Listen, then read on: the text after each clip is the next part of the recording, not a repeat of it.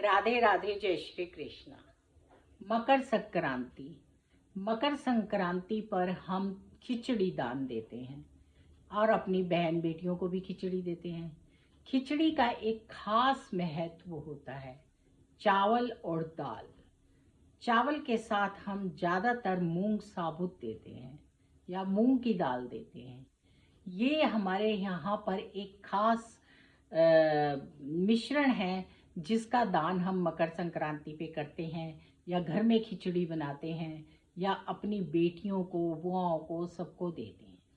तो चावल जो होते हैं वो लक्ष्मी का स्वरूप होते हैं और जो मूंग की दाल होती है वो गणपति को चढ़ाई जाती है, गणपति की मानी जाती है।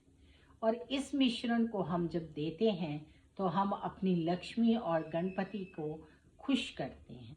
और बेटियों को ये देने से बहुत ही लाभ होता है, क्योंकि मायके से जब बेटियों के घर में ये सामान जाता है तो बेटियां लक्ष्मी का रूप होती हैं और हमारे घर में भी लक्ष्मी बनी रहे, इसीलिए हम अपनी बेटियों के घर में चावल और मूंग साबुत भेजकर माता लक्ष्मी और गणपति को खुश करते हैं और जिससे कि मायके में भी लक्ष्मी बनी रहती हैं। तो ये दान बड़ा ही उत्तम माना जाता है। खिचड़ी का दान ज़रूर करना चाहिए। अपने घर में खिचड़ी हाथ लगाकर और उसका दान अवश्य कीजिए। चावल और कोई भी दाल ले सकते हैं। कुछ लोग अगर मूंग की दाल नहीं खाते तो वो चने की दाल का भी दान कर सकते हैं, क्योंकि वो लक्ष्मी और विष्णु जी की प्रिय चीज़ें हैं। तो अगर हम इस तरह की चीज़ों के दान करते हैं और उसमें हम तिलों का दान करते हैं, जो शंकर भगवान के प्रिय तिल होते हैं, उनका दान करते हैं तो उनसे हमारे शंकर भगवान बहुत खुश होते हैं। उसमें अगर काले तिल होते हैं तो उससे हमारे शनि प्रसन्न होते हैं।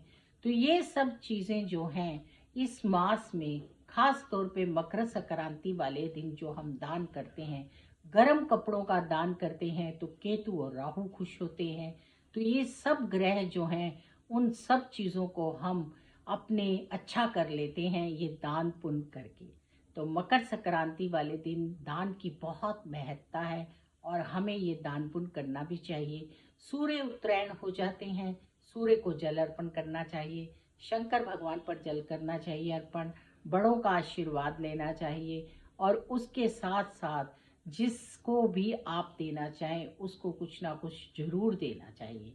घर की लड़कियों को भी जरूर कुछ देना चाहिए, इससे आपके घर में बरकत आती है। राधे राधे, जय श्री कृष्णा।